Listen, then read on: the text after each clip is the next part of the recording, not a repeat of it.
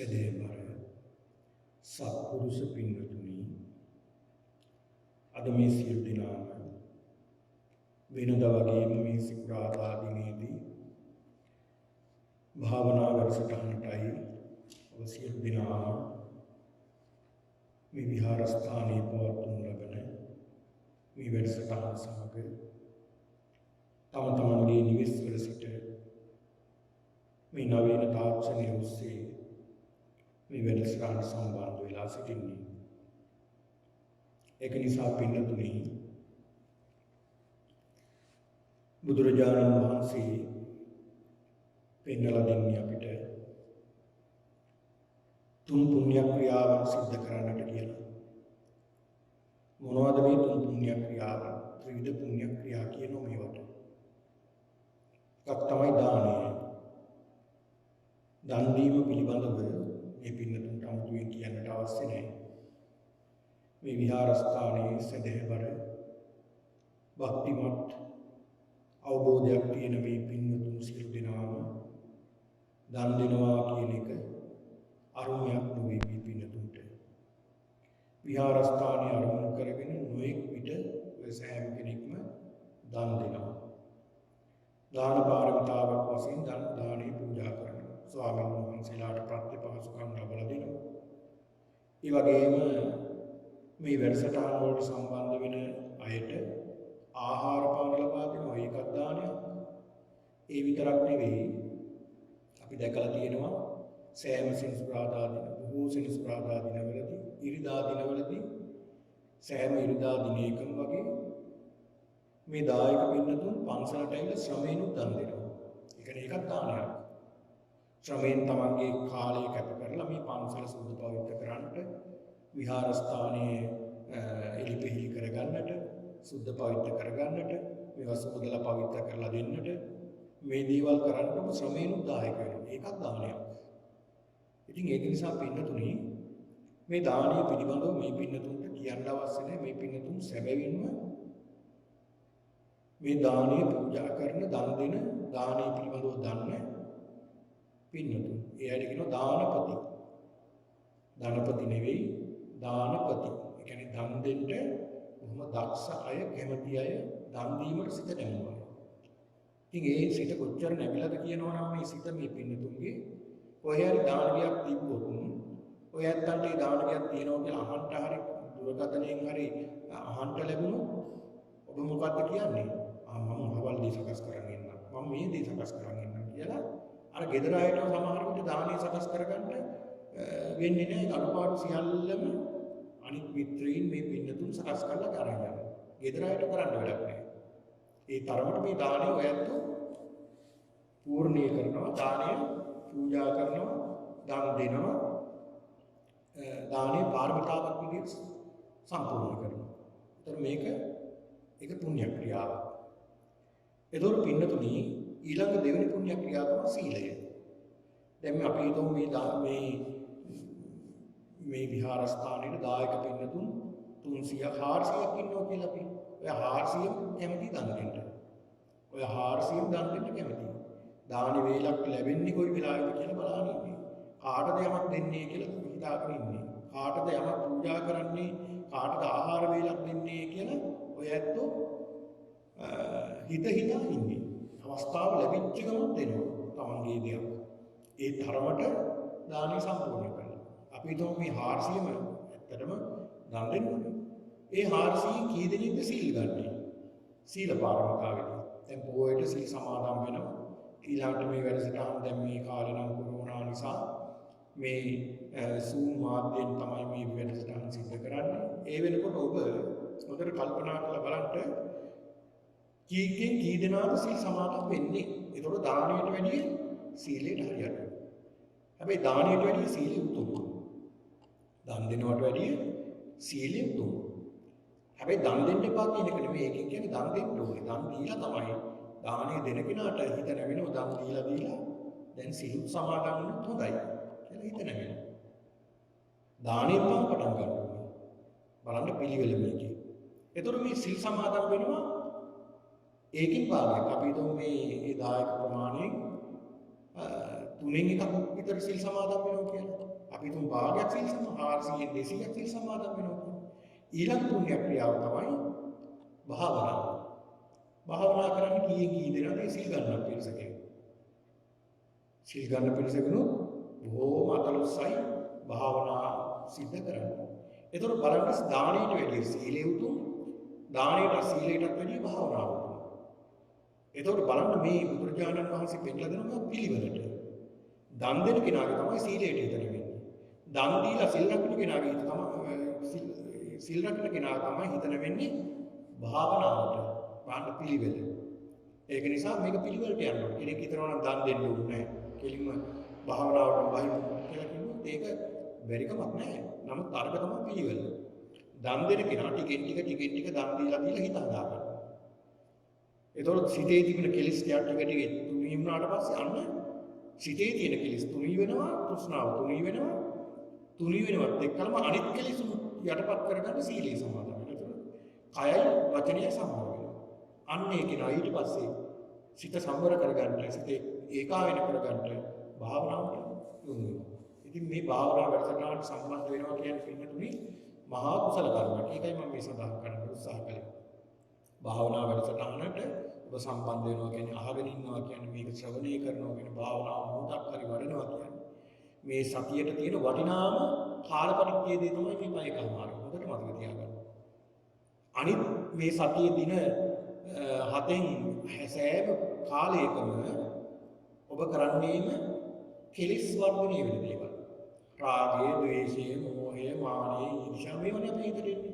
හැබැයි මේ පයකමාරේ ඔබ හොඳින් මේ වැඩසටහනට සම්බන්ධ වුණොත් මේ පයකමාර ඔබට කෙලිස් වර්ධනය වෙන සිතිවිලි එන්නේ නැහැ.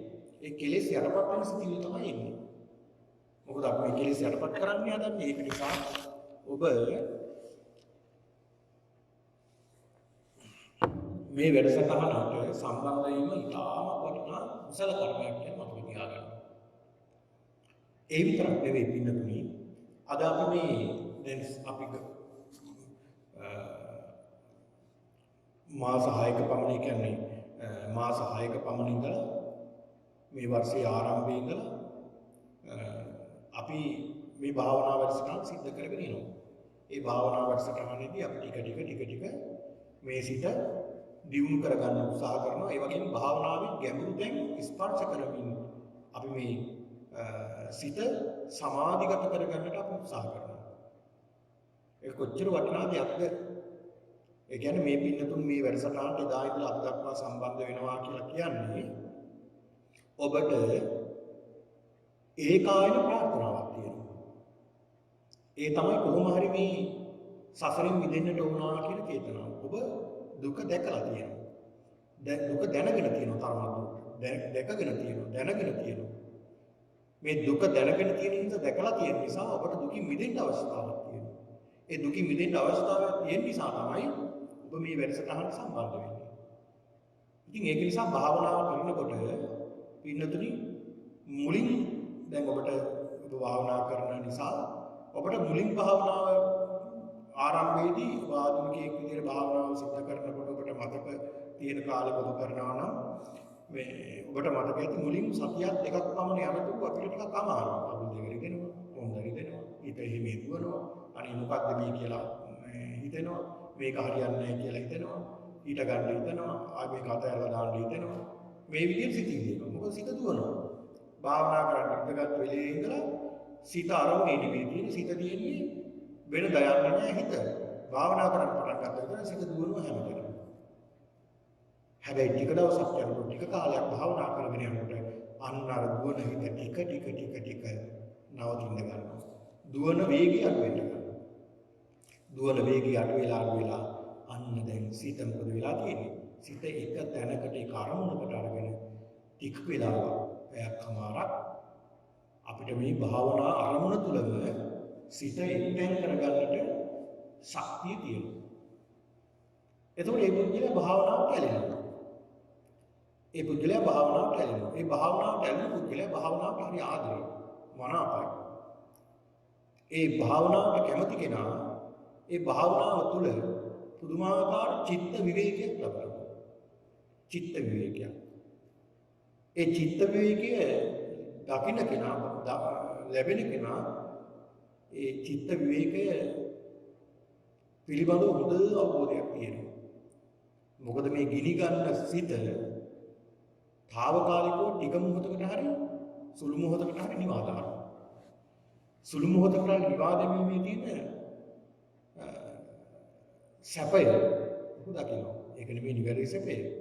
නමුත් නිර්වාණය කියන්නේ මොන තරම් සැපයක්ද? ඔබ ලබන ඔය සුවය කොහොමනම් භාවනාවෙන් හිත එක්තැන් වෙනකොට ලැබෙන සුවය. මෙහෙමනම් ඔබට හිතා ගන්න පුළුවන් නිවන කොච්චරද සැපද කියලා. අපිට හිතා ගන්නවත් බැහැ. මොන තරම් සැපයක් සුවයක් තියෙනද මේ දුවන හිත එක තැනකට අරමුණකට ආවම ඒ හිත ඒක අරමුණේම අපි ගන්න භාවනා අරමුණේම හිත පිහිටනකොට පුදුමාකාර සැනසීමක් ලැබෙනවා. ඒ සැනසීම එහෙමනම් නිවන කොච්චර සැනසීමක් ඇද්ද කියලා අපිට හිතා ගන්නවත් අමාරුයි. තරම් නිවන හරිම පුදුම සුවයක් කියලා දෙන්න තැන.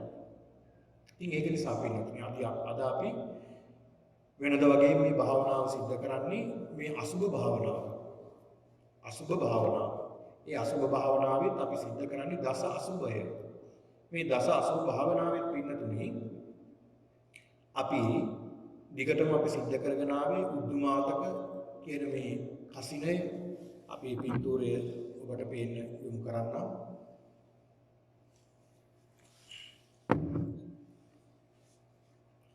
උද්දුමාතක කියලා කියන්නේ මරණයටපත් වෙලා දිනක් ගත වුණාම ශරීරය ඉදි වෙනවා. මල සිවුර ඉදි වෙනවා. ඒකට කියනවා උද්දුමාතක. අපි මේ පිළිබඳව භාවනා කළා. ඊළඟ විනීලක ඉදිමුණ මල සිවුර නිල් පාට වෙනවා. ඒකට කියනවා විනීලක. අපි මේ පිළිබඳව සතියක් පුරාවට භාවනාවේ යෙදුණා. ඊළඟ විච්ඡිද්දක මැදින් හිල්ුණ කෑලිකගේ කැපුණ කැඩුණ මල සිවුර. ඊළඟ වික්ඛායිතික කියලා කියන්නේ සතුන් තැන් වලින් කඩාගෙන මස් කාලා. අන්න ඒ මල සිවුර. ඊළඟට වික්ඛිද්දක කියලා කියන්නේ තැන් වල කෑලි තිබෙන සත්තු ඇදගෙන ගිහිල්ලා තැන් වල කෑලි තිබෙන මල සිවුර පිළිබඳව තමයි මේ සඳහන් කරන්නේ. ඊළඟට අපි අද භාවනා කරන්න පින්නතුනි හත වික්ඛිද්දක හත කියලා කියන්නේ කෑලි වික්ඛිද්දක තැන් වල විසිරුණු තැන් වලට කෑලි විසිරුණු දැන් සත්තු ශරීරය ආහාර කරගන්න දැන් ඔබ දැකලා ඇති සත්තු ඔය තවත් සතෙක් ගියා මල සිවුර ආහාර ගන්නකොට ඒ සතාගේ අතින් අදිනවා. අතේ තියෙන මස් වලින් අදිනකොට අතක් ගැලවිලා එනවා. කකුලෙන් අදිනවා. කකුල අදිනකොට ධනිස් පොල් කට්ට ගාවෙම ගැලවිලා එනවා. එහෙම නැත්නම් මේ උකුල ගාවෙම ගැලවිලා එනවා. මේ විදිහට ශරීරය සත්තු අදිනකොට ගැලවිලා එනවා. මොකද මස් ගැලවිලා තියෙන නිසා ගැලවිලා එනවා. ඒ විදිහට ශරීරයේ තියෙන අත් දෙක, කකුල් දෙක, ශරීරයේ හිස මේවා තැන් වලට විසිරලා තියෙන මල සිවුර. තමයි අද මේ අපි අසුභයේ වශයෙන් වඩන්නේ පින්නතුනට. ඉතින් ඒක නිසා අපි නිතර මේ හිතන්නට ඕනේ මේ ශරීරය පිළිබඳව. මේ ශරීරයේ තියෙන නිසාවක් පිළිබඳව. ඇත්තටම අපි මේ ශරීරයට බැඳලා තියෙන්නේ. මේකට ඉපදුන දවස් ඉඳලා මේ දක්වා අපි මේ ශරීරයට දීලා තියෙන සුභ සංඥා. සුභ සංඥා. මේක සුභයි, මේක සුභයි, මේක සුභයි. මේක සුභ දෙයක් කියලා තමයි අපිට හිතෙන්නේ. ඒක දීලා තියෙන්නේ එහෙම අපිට දීලා තියෙන නිසා හිතෙන්නේ එහෙම. මේ ශරීරයේ තියෙන සුභ සංඥා. සුභයි කියලා හිතන්නේ. ඉතින් මේ ශරීරයේ සුභ නම් ඇයි මෙච්චර අසුභ? ඇයි මෙච්චර පිළිකුල්? ඒ සුභ දෙයම අසුභ වෙන්න එච්චර කාලයක් ගත වෙන්නේ නැහැ. නිකමට උගුරට ඇඟිලි දෙකක් දාලා එතකොට දැම්මොත් කාපුව ඔක්කොම එළියට එනවා. එතකොට දැනෙන්නේ කොහොමද? මේ අභ්‍යන්තරයේ තියෙන පිළිකුල. බලන්න මේ ශරීරයේ තියෙන පිළිකුල් දේවල්. බලන්න මොනතරම් පිළිකුලක්ද? මොනතරම් පිළිකුලක්ද? දවස් දෙකක් නාන්න නැතුව ඉඳලා බලන්න මොනතරම් ශරීරයේ අපවිත්‍ර වෙනවා. පිළිකුලක්. මේ ශරීරයේ ස්වභාවය. දැන් ශරීරය පිරිසිදු කරගෙන සෙන් පවුඩර් ගන්නවා. ශරීරය සුවඳවත් කරනවා. එතකොට මොකක්ද සුවඳ? ශරීරයේද සුවඳ? දැන් කෙනෙකුට හිතනවා අපිට හිතනවා ඒ සුවඳ විලවුන් ගාපුවාම මෙහා ගාව හරි සුවඳයි නේ. එහෙම හිතනවනේ හරි සුවඳයි කියලා හිතනවා. නායට හරි සුවඳක් දැනෙනවා. ওই සුවඳ තියෙන ශරීරයේද එහෙම නැත්නම් ගාපු විලවුන් වලද? ගාපු විලවුන් වල සුවඳ තියෙන ශරීරයේ නෙමෙයි. අර ශරීරයට මේවා ගල්වන්නේ මොකක් නිසාද? අර ශරීරයේ තියෙන දුර්ගන්ධය යන්න තමයි මේ ගල්වන්නේ. ඒක නිසා අපිට දැනෙන්නේ මේක ශරීරයේ මේ සුවඳ එන්නේ කියලා නෑ. ශරීරයේ මේ ගල්වන සුවඳ වර්ගවල. එහෙනම් මේ ශරීරය තනි කරම අපවිත්‍ර දෙයක්. අපවිත්‍ර දෙයක්. ඔබ නිතරම ගමනක් යනකොට ලෙන්සුවක් අතේ තියාගෙන යන්න. ඉතින් ගැල්ලක් අතේ තියාගෙන යන්න. මොකටද ඒ? මූණ පිහන්න. S2 පිහන්න. කට පිහන්න. ඇයි? මේ S2කින් කබ එනවා. මූණෙන් දාඩිය එනවා. කටෙන් කිල එනවා. ඒක පිහන්න තමයි මේ ඔබ ඉතින් ගැල්ලක් අතේ තියාගන්නේ. ඉතින් බලන්න මොන තරම් පිළිකුලක්ද? ඉතින් මේවා අපිට දැනෙන්නේ නැහැ සුභ සංඥාවෙන් අපි අරගෙන ඉන්නවා. ඒක නිසා මේ සුභ සංඥා ඔක්කොම ගලවලා යන්න තමයි අපි මේ පිළිකුල් භාවනාව දෙන්නේ මේ ශරීරයේ තියෙන අපවිත්‍රතාව. මේ ශරීරයේ තියෙන අපවිත්‍රතාව. ඒක නිසා මේ ශරීරයේ අපවිත්‍ර දේවල් මේ ශරීරයේ පිළිකුලක් විදිහට දකින්න ඕනේ. පිළිකුලක් විදිහට දකින්න ඕනේ. බුදුරජාණන් වහන්සේ කියනවා බුදුරජාණන් වහන්සේගේ ශරීරය පිළිබඳ මහණෙනි ආනන්ද මගේ ශරීරයත් දැන් ජඩේ සමට දිරලා දිරාපත් වෙලා මගේ ශරීරය කොහොම දිරලා දැන් මේ ශරීරයේ ස්වභාවය මේකයි කියලා බුදුහාමුදුරුවෝ පෙන්නලා දෙනවා. බුදුහාමුදුරුවෝ පෙන්නලා දෙනවා මේ ශරීරයේ ස්වභාවය. අපි ශරීරේ කොච්චර ආදරේද නේ? කොච්චර ආදරේද? හරි එක අවස්ථාවක ඔය අම්බපාලි කියලා ගණිකාවක් හිටියා. අම්බපාලි කියලා කියන්නේ ඉන්දියාවේ බොහෝ නගර ප්‍රසිද්ධම නගර සම්පන්න. හරිම ලස්සනයි. ඊටාම සෝභා සම්පන්න කෙනෙක් තමයි අම්බපාලි. මේ අම්බපාලිට පින්නතුනි කහවණු අතරම් කහවණු ලක්ෂයක කලබල වෙනවා දිනකට. අතරම් කහවණු ලක්ෂයකට 90000කට 80000කට මේ විදිහට 50000ට 25000ට මේ ගණන් වලට තමයි මෙයා මේ ගණිකාවුන්දී යෙදෙන්නේ. ඒ තරමට මෙයාව ගන්න අර වේටිං ලිස්ට් එකෙත් ඉන්න ඕනේ කට්ටිය. එහෙම ඉඳලා තමයි මෙයාව ලබා ගන්න ඕනේ ඉන්නේ. ඒ තරමට රූප සෝභා සම්පන්න කෙනෙක් කන්ටය යට ආස කළා රූපේට. මෙහෙම ඉඳලා මේ අම්මපාලි මරණයට වුණා. මරණයට පස්සේ කොසල් රජුන්ට දැනුවත් කළා බුදුරජාණන් වහන්සේ නගරෙ මැද්දේ මේ මුත ශරීරය තියන්නේ. එඳ කොහොම ආකාරي එකක් හදලා ඒකෙන් තියලා මේ මුත ශරීරය දැන් අලවි කරන්න කිව්වා. ඔක්කොම ජනතාව ගෙන්නලා අලවි කරන්න. දැන් මෙයාව මේ අම්බපාලිව විකුණුනේ මෙයා ජීවත්ලා ඉන්නකොට විකුණුනේ කහව ලක්ෂෙ ඉඳලා. පටන් ගත්තේ ලක්ෂෙ. රයිතුමා කිව්වා සේවකීන්ට කහවණු ලක්ෂෙන් පටන් ගන්න කියලා. ලක්ෂයට ලක්ෂ තිබ්බා. මේ ශරීරයේ දෙනවා ලක්ෂයකට කවුද ගන්න ඉන්නේ? වෙනදම පැනලා ගන්නවා මේ ඇයට එක්කලා ඉන්නේ. දිනක් හෝ දෙකක් පැයක් හෝ දෙකක් ඉන්නුනත් ලක්ෂයක් කහවණු දීලා ගන්නවා. පාරමී කුණු ශරීරයට ආස කරපු නිසා. කවුරුත් නැහැ. ලක්ෂය 90000කට පස්සේ. ට්‍රාන්ස්ෆර් තිබ්බ 90000ක් නැහැ. 80000කට පස්සේ. මෙහෙම කියලා පින්නත් 50000ට ආවා ඒත් කවුරුත් නැහැ. 25000ට ආවටත් තරම් කවුරු ඒත් කවුරුත් නැහැ. 1000කට ආවා ඒත් නැහැ. 500කට ආවා ඒත් නැහැ. 100කට ආවා කවුරු ඒත් නැහැ. 50කට ආවා ඒත් නැහැ. 20කට ආවා ඒත් නැහැ. අඩු අන්තිමේ රජතුමා සඳහන් කළා නිකන් දෙනවා ගිනිය බලලා ඒත් නෑ සල්ලි දෙන්නම් කියලා බලලා මේ ගිහිලවල් වල ඒත් නෑ මොකද්ද මේ වෙන්නේ මේ කුණු ශරීරයේ මරණයට පස්සේ උටි තමයි ජීවත් වෙලා ඉන්න කතාව මේ ඔක්කොම කෙලි ඒක නිසා අපි හොඳට මතක තියාගන්න ඕනේ අපි මැරෙනවා මරණයට පස්සේ මේ කුණු ශරීරේ පොළොවට පස්සලා යනවා එයි මේ මිනිස්සු වේද වෙන්නේ ඇයි මේ මිනිස්සු මේ ටිකට රණ්ඩු වෙන්නේ? ඇයි මේ මිනිස්සු මේ ටිකට එකිනෙකා කාකොටා ගන්නේ? ભેද ඇති කරගන්නේ, සිත් වේදන ඇති කරගන්නේ.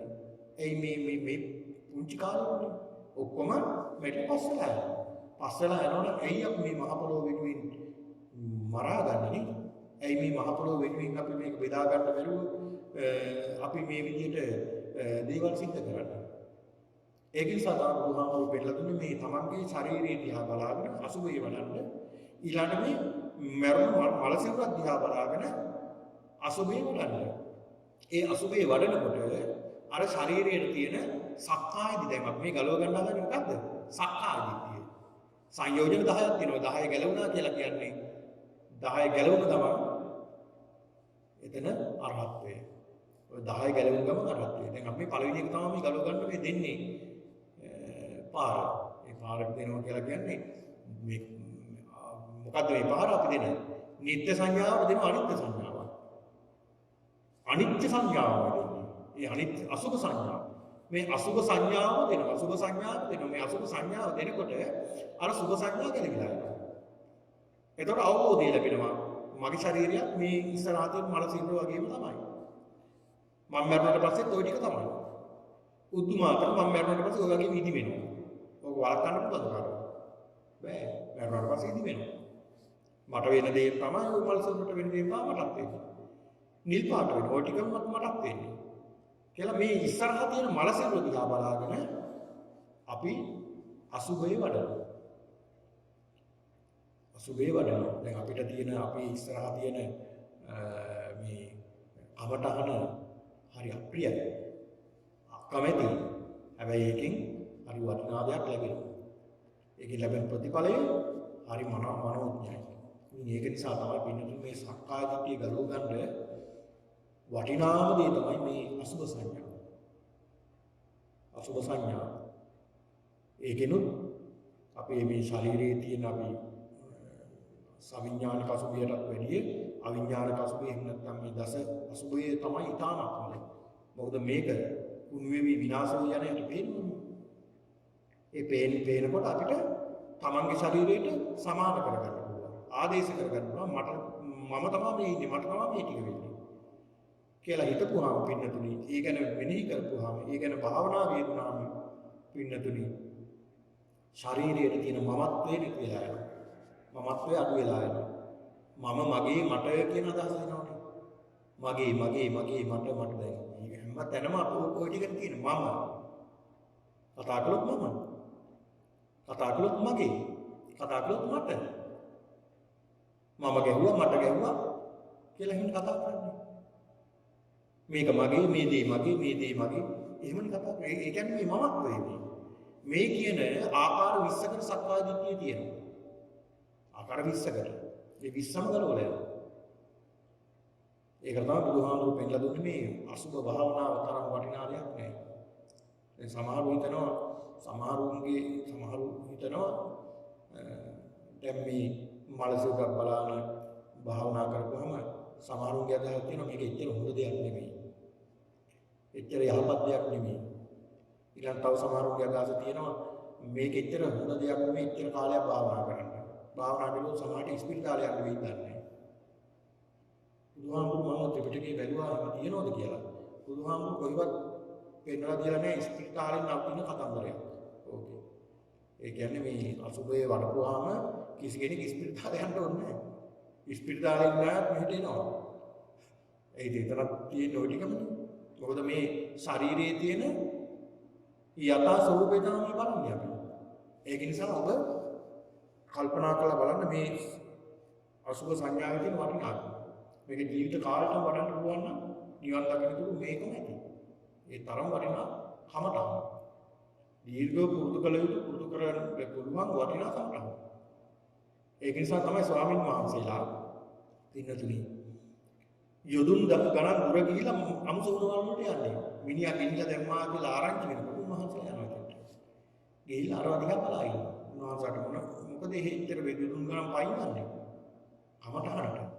මොකද ඒක තරම් වටිනා කමටහනක් වෙනත් නැහැ. මොකද ජීවමානව පේන නිසා සිද්ධ වෙන දේ ශරීරයට. ඒ පේනකොට තමන්ට ආදේශ කරගන්න ඕනේ. කොච්චර වටිනවද? කොච්චර වටිනවද? ඉතින් ඒක නිසා මේක පුරුදු කළ යුතු දෙයක්. හොඳ වටිනා දෙයක්. ඒක නිසා දැන් මේ කරන භාවනා පිළිතුරේ සමහර විට අපිට මාර්ගඵලයක්වත් අවබෝධ කරගන්න බැරි වෙන්න ඉඩ තියෙනවා මේ භවයේදී. අඩු ගානේ ධානයකටවත් ඉහළ ධානයකටවත් එන්න බැරි වෙන්න ඉඩ තියෙනවා කිව්වේ.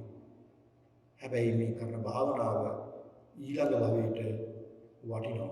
එයි දැන් මේ භවයේදී අපි භාවනාව ප්‍රගුණ කරලා ධානයක් සමාපත්තියක් ලැබුණ නැතත් මාර්ගඵලයක් ලැබුණ නැතත් මේක පුරුදු කරනවා.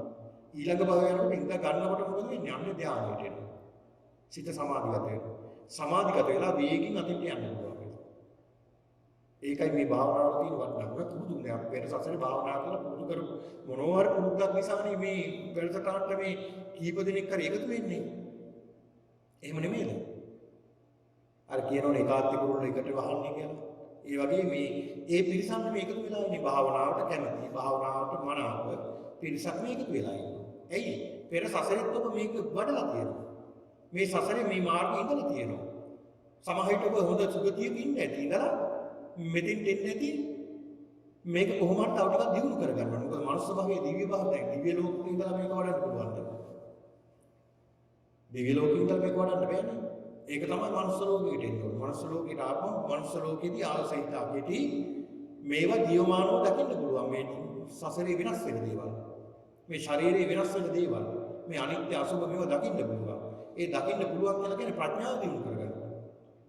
අන්න ඒකයි මේ මනුස්ස භවයේ තියෙන වටිනාකම. බලන්නකෝ ලැබෙන හැම අවස්ථාවකම තියෙන වටිනාකම. ලැබෙන හැම මොහොතක්ම වටිනවා කියලා හිතන්න. ඔබට ඔබේ ජීවිතේ යම් කරදරයක් වුණා නේද? හිතන්න වටිනා මොහොතක් මේක. මොකටද වටින්නේ? මේ වගේ අවස්ථාවක් ආයෙ එන්නේ නැහැ කියලා හිතන්න. එයි.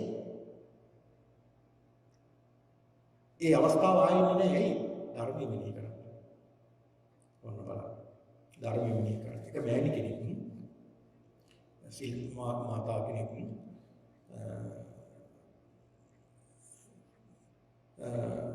ශල්‍ය කර්මයකට භාජනය වෙන්නලා ඉතාමත් වේදනාවෙන්. තාමත් වේදනාවෙන් කුසල ශල්‍ය කර්මයක් සිද්ධ කරන්න කියලා මට කතා කළා. ස්වාමීන් වහන්සේ මේ විදිහට මේ ශල්‍ය කර්මයක් සිද්ධ කරනවා හරිම අපහසුයෙන් ඉන්නේ හරිම අමාරුයි කියලා සඳහන් කළා. මම කිව්වා මෑණියනි ඔබ හිතන්න මේක තමයි හොඳම මොහොත. මේ වගේ මොහොතක් ආයෙ ජීවිතේ එන්නෙම නැහැ. මොකටද මේ ශරීරය ගැන හිතන්න. ශරීරය ගැන මෙනෙහි කරන්න.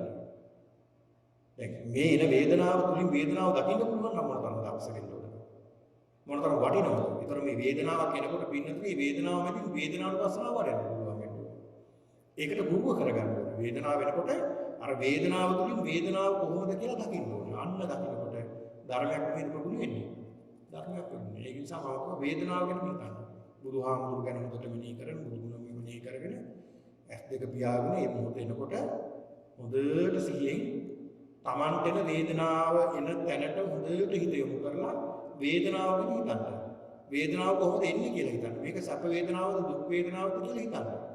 ඒ සැප වේදනාවද දුක් වේදනාවද කියලා හිතලා අපි එන්නෙම දුක් වේදනාවනේ. දැන් ශල්‍ය කර්මයට භාජනය කරන්න යනකොට එන වේදනාවට ශරීරයේ මොකක් හරි ආබාධයක් නිසා එන වේදනාවට එන්නේ දුක් වේදනාව. ඒ දුක් වේදනාව වෙනකොට ඒ දුක් වේදනාව මෙනෙහි කළා මොකද කරන්න ඕනේ? ඒකත් අනිත්‍යයි. බලන්න බුදුහාමගේ ධර්මයේ කොච්චර වටිනවද? ඒකත් අනිත්‍යයි. ඒතර දුකත් මොකද වෙන්නේ? ඒකත් අනිත්‍ය වෙනවා. ඊළඟට එන්නේ වෙනම. ඒකත් අනිත්‍යයි. බලන්න කොච්චර වටිනවද මේ මෙනෙහි කරන්න පුළුවන්. අපේ ජීවිතේ යම් කිසි ප්‍රශ්නයක් එනකොට අපේ ජීවිතේ වල යම් ප්‍රශ්න එනවා. ඒ ප්‍රශ්න එනකොට මේ හිතන්න ඕනේ ලොකු ප්‍රශ්න එනවා මිනිස්සුන්ට. ලොකු ප්‍රශ්නයක් එනකොටම හිතන්න අපි ඒව කලකිරෙන්න ඕනේ. දුක් වෙනෝනේ අයියෝ මට මෙහෙම ප්‍රශ්නයක් ආවා නේද මට මෙහෙම දෙයක් වුණා නේද මෙහෙම දෙයක් වුණා නේද. ඇයි අපිට ඒ තුලින් ධර්මය දකින්න බැරි? පුරුදු වෙන්න ඕනේ ධර්මය දකින්න. කොහොමද? ඒකත් අනිත්‍යයි. ඒ ප්‍රශ්නේ දැන් සියල්ල අනිත්‍ය නම් ওই ප්‍රශ්නේ විතර නිත්‍ය වෙන විදියක් නෑ. ඕකත් අනිත්‍යයි. ඒකත් නැති වෙලා යනවා. ටික දවසක් යනකොට. බලන්න මොනතරම් වටිනවද? ඉතින් ඒක නිසා මෙන්න මේ කියන දේ අපි දකින්නට ඕනේ. මේ දේ දකින්නට ඕනේ. ඒක තමයි ධර්ම කියලා කියන්නේ. ඒ ධර්ම දර්ශනය හරි ප්‍රබලයි වෙන්නේ. ඒක තමයි බුදුහාමුදුරු පෙන්නලා දුන්නේ පඤ්ඤාවන් තස්සායන් ධම්මෝ නායන් දුප්පඤ්ඤාස. ප්‍රඥාවන්තීට පමණයි මේ ධර්ම අවබෝධ කරගන්න පුළුවන් කියලා පෙන්නලා දෙනවා. ඒක නිසා ප්‍රඥාවන්ත පිරිසක් විදියට අද අපි මේ භාවනාව ප්‍රගුණ කරනවා. අද අපේ කමටහන තමයි හත වික්කිත්තක. ඒ කියන්නේ මේ මල සිවුරේ සතුන් ඇදගෙන ගිහිල්ලා තැන් තැන් වල ශරීරයේ කොටස් දාලා තියෙනවා. ඒ දාලා තියෙන රූපේ දැන් මෙතන නම් අපිට පුළුවන් බලන්න මෙතනින් හත්වෙනි රූප රාමුනේ හත්වෙනි රූප රාමුව. හත්වෙනි රූප රාමුව ඔය පෙන්වනවා. ඒ හත්වෙනි රූප රාමුවේ ශරීරයේ තැන් තැන් වල කැලි කොටස් තියෙනවා. ශරීරයේ තැන් කැලි වෙලා කැබලි වලට කැඩිලා මෙන්න මේ කියන අසුභය මේක හොඳට බලාගෙන හිතින් මෙනෙහි කරගෙන අපි මේ භාවනාව සිද්ධ කරනවා. මෙන්න මේ කියන හත වික්කිත්තක කියන මේ අසුභය මේක නිතරම බලලා මම කියන විදිහට මේ විදිහට මෙනෙහි කළා නිතරම සමාන කරගන්න තමයි ශරීරය. මේ මගේ ශරීරයට මේ ටිකයි වෙන්නේ. මටත් මේ ටිකයි වෙන්නේ කියලා හිතට දෙන්න. සිතට දෙන්න.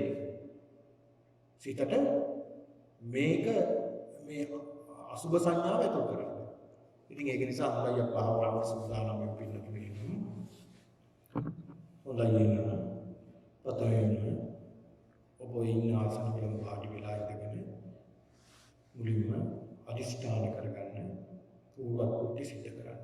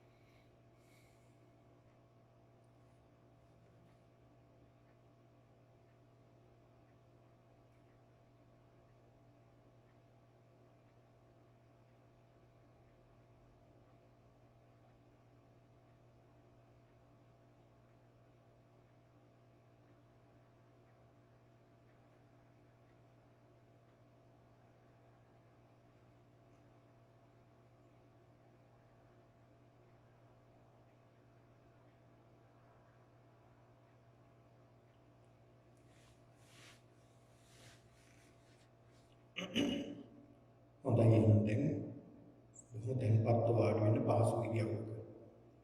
Tamanට එක වේලාවක් භාවනා කරන්න පහසු ඉරියව්වක් හදාගෙන ඒ ඉරියව්වට එන්න.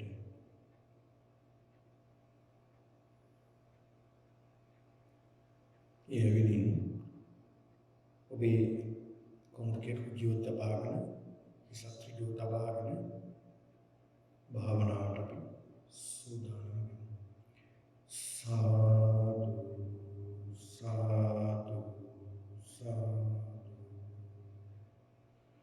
තමන්ගේ භාවනා කර්මස්ථානයේදී හොඳට බලන්න. හොඳට දකින්න මේ භාවනා කර්මස්ථානය. හත වික්කිටක අසුභය.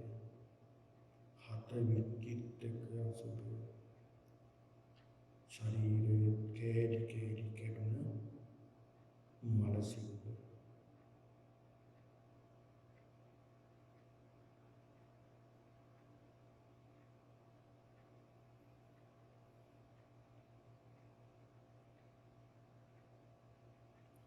ඔබ මේ දිහා බලාගෙන භාවනා කළා ගැටලුවක් නෑ. එහෙම නැත්නම් ඔබට පහසු විදියට S2 වහගෙන හිතේ මෙනෙහි කරගත්ත කමක් නෑ. ඔබ හොඳට භාවනා කරන අරමුණේ යෙදෙන්න අවශ්‍යයි. ඒක නිසා ඔබට ගැළපෙන විදියට මේ භාවනාව සකස් කරගන්න. හොඳට දකින්න දැන් තමයි භාවනා අරමුණ.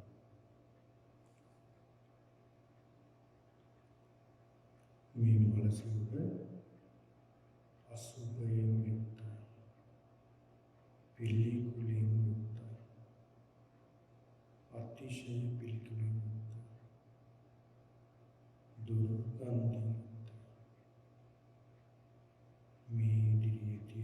සියුර අසාරයි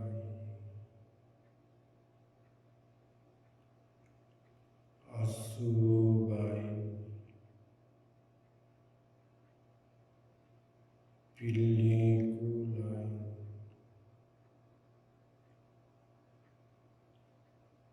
දුර්වර්ණයි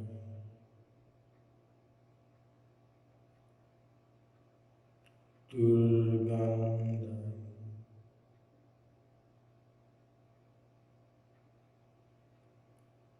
අනිත්‍යයි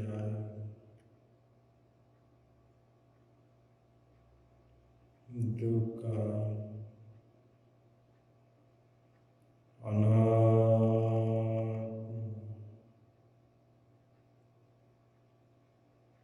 මේ මගේ ඉදිරියේ තිබෙන මේ මල සිරුරටම දීමයි මගේ ශරීරයට සිද්ධ වෙන්නේ මමත් මිය ගියාම මේ ස්වභාවයටපත් වෙනවා මේ ස්වභාවය ඉක්මවා මට කටයුතු කරන්න ලැබෙන්නේ ඒක නිසා මේ ඉදිරියේ තියෙන මල සිරුරට මගේ මල සිරුර මමත් මිය ගියාම මේ වගේම සිද්ධ වෙනවා එනම් මගේ කුණු කයත් අසාරයි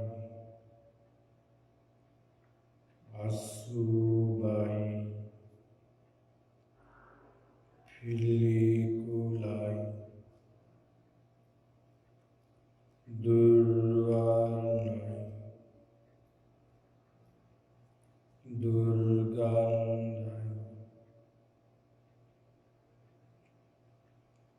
අනිත්‍යයි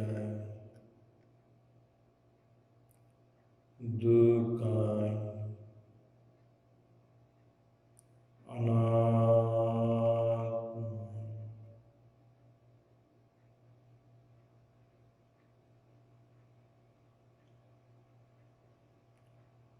මේ ඉදිරියේ තිබෙන මල සිරුර වර්ණ වශයෙන් දකින්නේ ඒකේ වර්ණය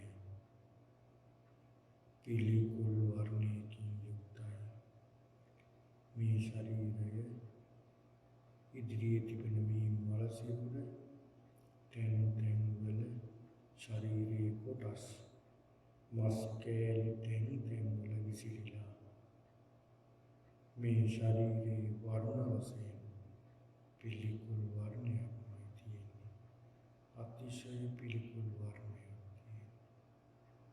තියෙන්නේ මේ ඉදිරියේ තියෙන මල සිරුර අසාරයි අසුභයි පිළිකුලයි දුර්වර්ණයි දුර්ගන්ධයි අනිත්‍යයි දුක්ඛයි අනාත්මයි මේ ඉදිරියේ තිබෙන මල සිරුරට වගේම මගේ ශරීරයට සිද්ධ වෙනවා මාත් මිය ගියා මේ ස්වභාවයටපත් වෙනවා ඒක නිසා මගේ මේ ශරීරය අසාරයි අසුභයි පිළිකුලයි දුර්වර්ණයි දුර්ගන්ධයි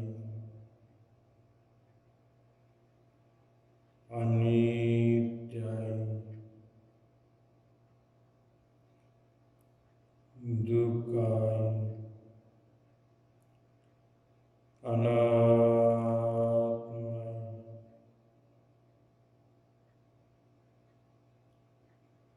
මේ ඉදිරියේ තිබෙන මල සිරුර සටහන් වශයෙන් දකින්න මේ අතේ සටහන මේ මල සිරුරේ, මේ පාදවල සටහන, මේ ශරීරයේ හිසේ සටහන, මේ මල සිරුරේ කුසේ සටහන, මේ පපුවේ සටහන, මේ විදිහට සටහන් වශයෙන් දකින්න.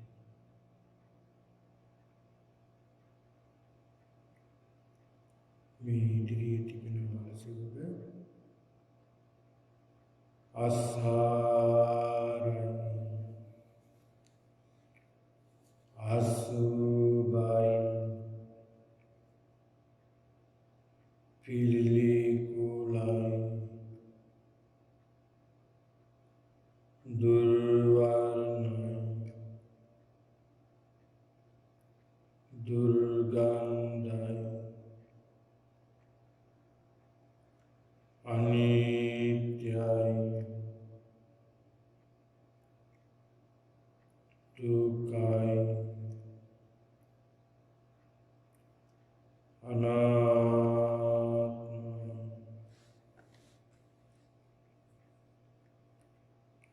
මේ ඉදිරියේ තිබෙන මල සිරුර වගේම මගේ මේ කුණු ශරීරයත්, මගේ මේ කුණු ශරීරයත්, මගේ ඉදිරියේ තිබෙන මේ මල සිරුර වගේම තත්ත්වයටපත් වෙනවා. එහෙනම් මගේ මේ කුණු ශරීරය අසාරයි,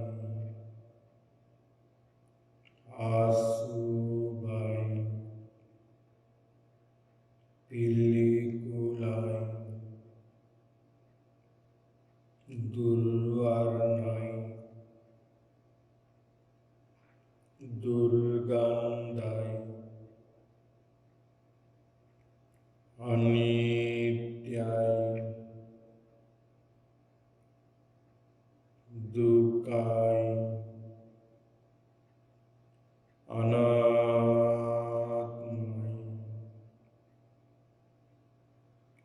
මේ ඉදිරියේ තිබෙන මල සිරුර වයස වශයෙන් දකින්න, ලිංග වශයෙන්, වයස වශයෙන් දකින්න. මේ දරුවෙක්ගේ මල සිරුරක්ද, තරුණ කෙනෙක්ගේ මල සිරුරක්ද, වැඩිහිටි කෙනෙක්ගේ මල සිරුරක්ද, මහලු කෙනෙක්ගේ මල සිරුරක්ද, මැදි වයසේ අයෙක්ගේ මල සිරුරක්ද කියලා වයස අනුව දකින්න.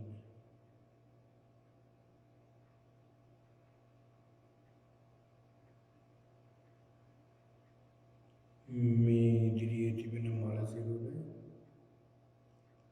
අසාරයි, අසුභයි, පිළිකුලයි, දුර්වර්ණයි, දුර්ගන්ධයි, අනිත්‍යයි, දුක්ඛයි, අනාත්මයි. මේ ඉදිරියේ තිබෙන මල සිරුරට වගේමයි මගේ මේ කුණු ශරීරයට සිද්ධ වෙන්නේ. මගේ මේ කුණු ශරීරය අසාරයි, අසුභයි, පිළිකුලයි, දුර්වර්ණයි, දුර්ගන්ධයි, අනිත්‍යයි, දුක්ඛයි, අනාත්මයි.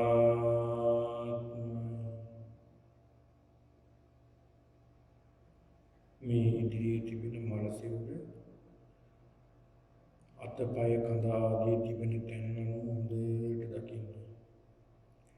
අත මේ ස්ථානයේ, පය මේ ස්ථානයේ, එක අතක් මේ ස්ථානයේ, අතේ බාහුව මේ ස්ථානයේ, හිස මේ ස්ථානයේ, කඳේ කෑල්ලක් පාදයේ ඇඟිලි මේ ස්ථානයේ කලව කොටස මේ ස්ථානයේ වශයෙන් ඉදිරියේ තිබෙන මල සිවුර අතපය ආදී තිබෙන තැන් අනුව හොඳට දකින්න.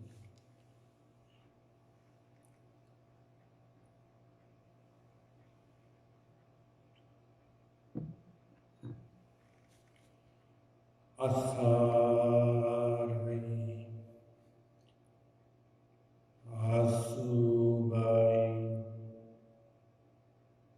පිළිකුලයි දුර්වර්ණයි දුර්ගන්ධයි අනිත්‍යයි දුකයි අනාත්මයි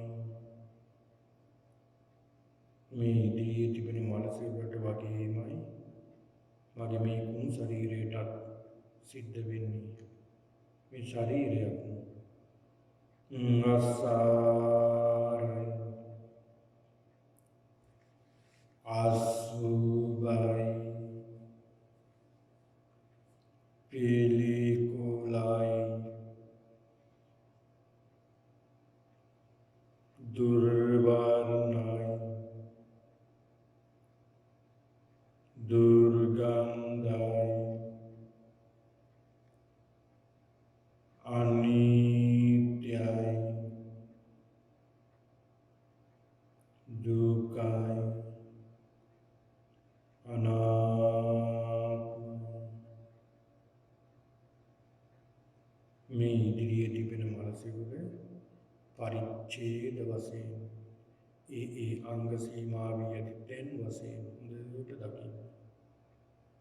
මේ අත මෙතනින් සීමා වෙලා තිබෙන්නේ. වැලමිට මෙතනින් සීමා වෙලා තියෙන්නේ. ඇඟිලි මෙතනින් සීමා වෙලා තිබෙන්නේ. කකුලේ කලව මෙතනින් සීමා වෙලා තියෙන්නේ. දන හිස මෙතනින් සීමා වෙලා තියෙන්නේ. මේ විදිහට සීමා වශයෙන් දකින්න.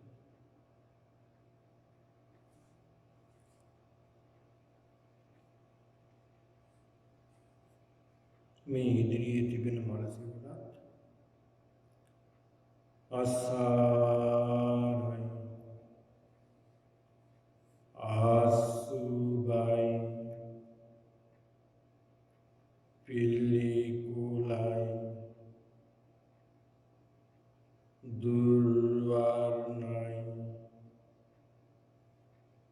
දුර්ගන්ධයි අනිත්‍යයි දුකයි අනාත්මයි මේ ඉදිරියේ තිබෙන මල සිවුරට වගේමයි මගේ මේ කුණු ශරීරයටත් සිද්ධ වෙන්නේ. මගේ මේ ශරීරය අසාරයි අසුභයි පිළිකුලයි දුර්වර්ණයි දුර්ගන්ධයි අනිත්‍යයි දුකයි අනාත්මයි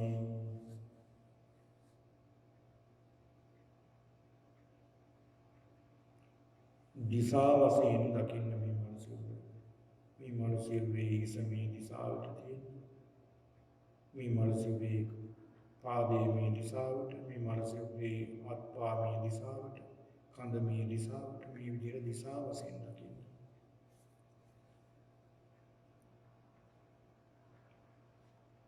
අසාරයි අසුභයි පිළිකුලයි දුර්වර්ණයි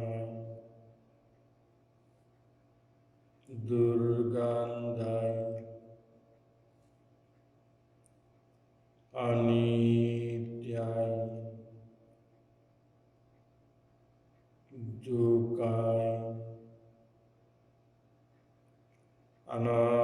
අනාත්මයි මේ ඉදිරියේ තිබෙන මනසකට වගේමයි මගේ මේ කුණු ශරීරයටත් සිද්ධ වෙන්නේ මගේ මේ කුණු ශරීරය ආසාරයි ආසුභයි පිළිකුලයි දුර්වර්ණයි දුර්ගන්ධයි අනිත්‍යයි දුකයි අනාත්මයි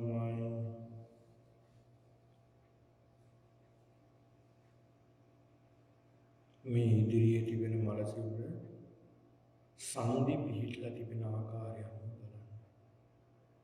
මේ අතේ සංදි මේ වැලමිට සංදි මේ බාහුවේ සංදි මේ බෙල්ල වෙන් වෙන සංදිය මේ උකුල් සංදිය දණහිස් සංදිය මේ ඇඟිලි පුරුක්වල සංදි මේ විදිහට සංදි වශයෙන් දකින්න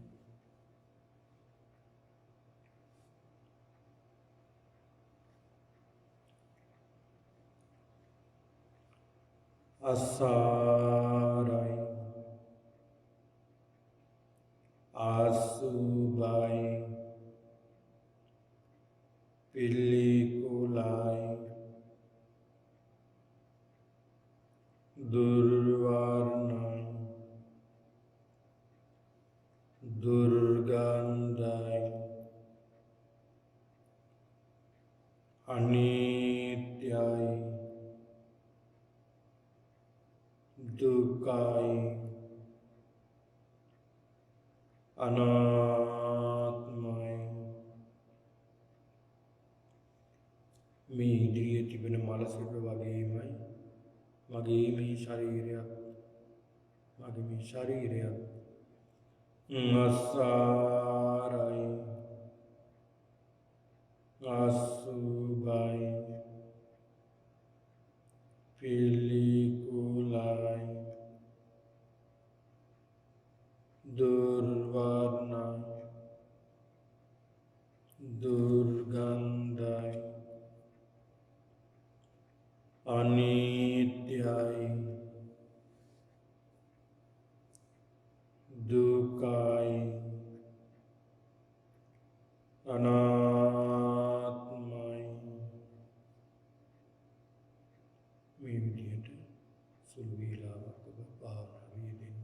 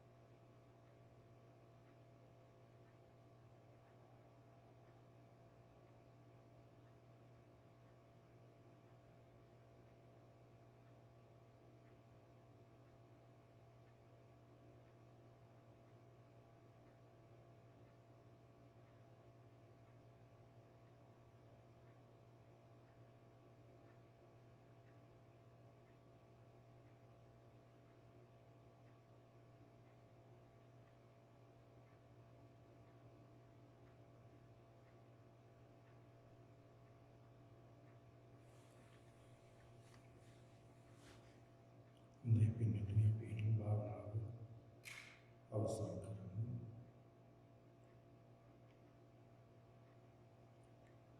සමාධිය බැසෙන්න සමාධිය බැසෙන්න සමාධිය බැසෙන්න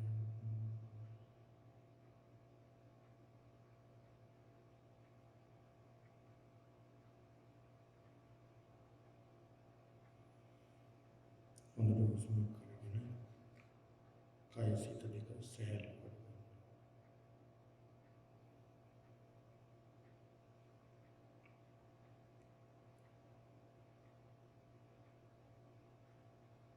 මේ ටෙස්ට් එක ඉවර කරන්න.